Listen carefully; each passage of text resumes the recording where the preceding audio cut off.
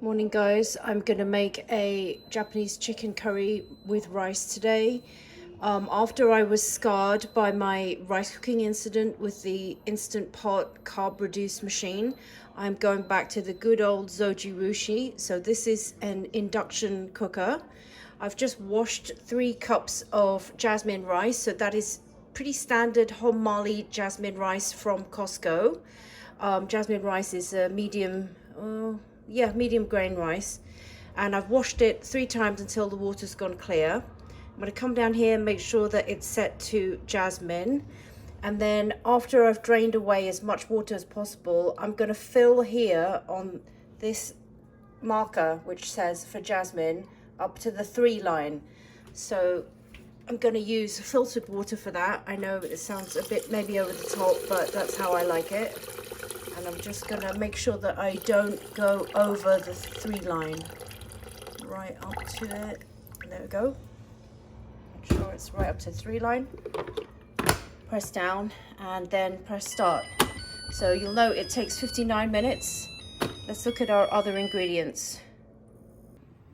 So our other ingredients, I've got 3 chopped potatoes, 2 large chopped carrots, all peeled and washed, and this is 4 chicken thighs without the bones, and I've cut them into cubes. I've marinated them in a little bit of soy sauce, good old Kikkoman's, with a sprinkle of sesame oil, Shaoxing wine, and the chopped garlic from Costco.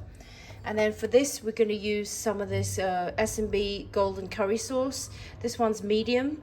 And I'm going to use about half the pack because I do have quite a lot of chicken here. So let's get started on that. Okay, so to my Instant Pot, I've just added 2 cups of strained chicken broth. So this is chicken broth that I made just by literally boiling some cut up chicken thigh bones. So I roughly cut the thighs apart, the thighs that I showed you that I marinated, but I left the bones with a fair amount of meat attached, and I'm going to separate those to make protein for the dog. I'm obviously going to not give her the bones, but I will separate the meat out, and then when it's cooled I'll have some natural food for the dog. So this is just plain chicken stock from that, no salt or anything at this moment in time. I'm just going to parboil the vegetables in that to break them down a little bit so that when I make the curry it will be a little bit more flavored. So just make sure that they're kind of covered by the liquid. So I use this Instant Pot like all the time. I'm a huge fan. When it works well, it works great. I could press, sorry, I can't do it with my left hand. Pressure cook, and I'm going to bring it down to about 7 minutes because they're already cut up. It's high pressure and it will just start. Any second now. There you go. So now it's on and it will build pressure. I'll go away and come back when the timer beeps and it's told me that these are par cooked. We might find that the carrots are fully cooked, but that's not a problem. In Japanese curry, it's really nice to have vegetables that are almost melting into the gravy. Okay, so the vegetables have finished cooking and I'm just depressurizing. It's on keep warm cancel right now, so no harm done.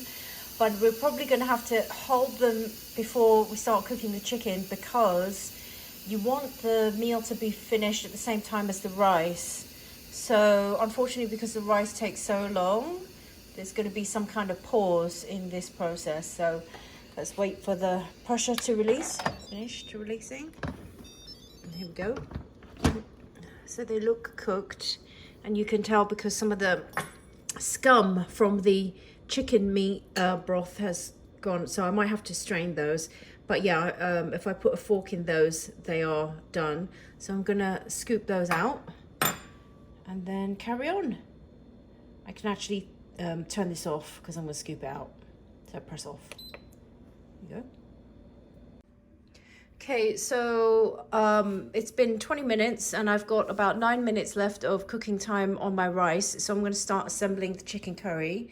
So I've emptied the potatoes and carrots out, but I am left now with this delicious chicken vegetable-y broth, and there's no reason to throw this away. So I'm going to use it as some additional lovely flavoring, and I'm going to put this on saute mode.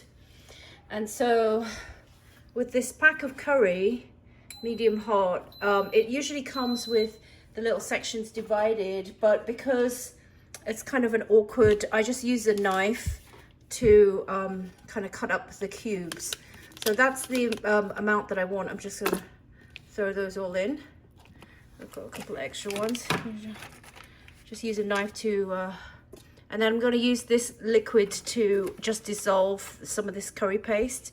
So with Japanese curry, you don't have to do much of anything. And as soon as that starts coming to a boil, the curry will start making it a lovely delicious gravy, and that's when you can put the chicken in, and then just before the end you can put the cooked vegetables back in, and that's how you get that lovely. If you'll notice on the packaging, it actually has an image of a very well cooked potato and a very well cooked carrot. So that's the kind of thing that it's trying to get you to add to. It says no meat contained, so it's just the curry paste, but it wants you to add meat, vegetables and so on to make it more delicious. So I could have added onion, there's nothing to stop me from doing that, but it's rather strong of a taste for Japanese curry, so I haven't done that this time. And I have a look at the, now this gravy will be emboldened with the extra sort of, I don't know what you call it, but the protein that come off of the chicken bones when I cooked the broth initially. By the way, I separated all the meat from the chicken bones, and then I was able to put them into Ziploc bags, and that will become the dog's dinner. The meat part will become the dog's dinner at some point in the future. So that is a great way to give the dog a all natural meal every now and then. It makes a change from kibble. So now it's dissolving, and it, obviously, like, if it's not enough, just put more.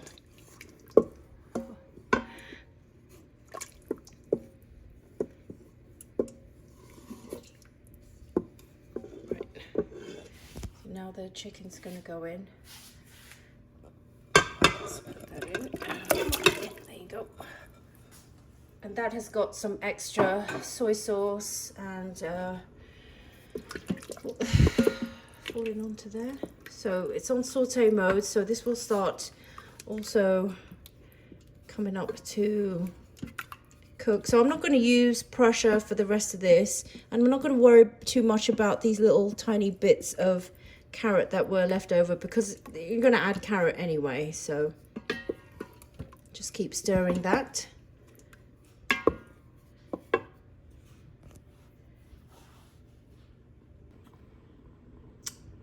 So we're back to just checking on the saute mode of the chicken, and it's cooking quite nicely. I'm gonna add about half of my vegetables because I have a feeling that, oops, I don't want to add too much, but let's just see how it goes. Give that a good stir.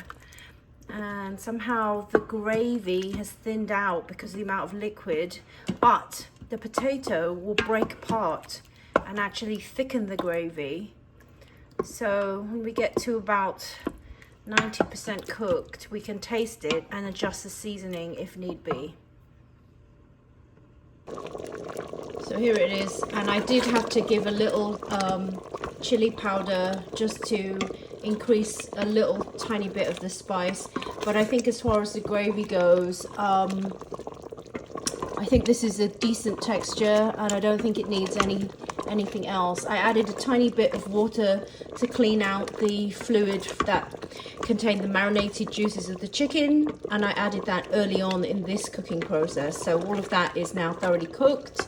I didn't use all of the potato and carrot. I'll leave that for another meal. It's just that when I added it to the pot, it just seemed like a little bit too much. And now I feel like this is a good balance of carrot and potato. And I just don't want to overwhelm it and make it a potato curry, you know. So with that, I can turn this off and then serve the rice. Okay, so I've got my lovely plate of rice. As you can see, this was made in the Zojirushi rice cooker, and it's beautiful looking. It's not anything like that disaster from the Instant Pot carb reducing machine. So I'm just going to add a serving here. Something like this is probably about good for me. A little bit more of the sauce. And I really like using chicken thigh, dark meat. I'm a dark meat person. It's a little bit more tasty to me. But there you have it. A delicious chicken curry with rice. Enjoy.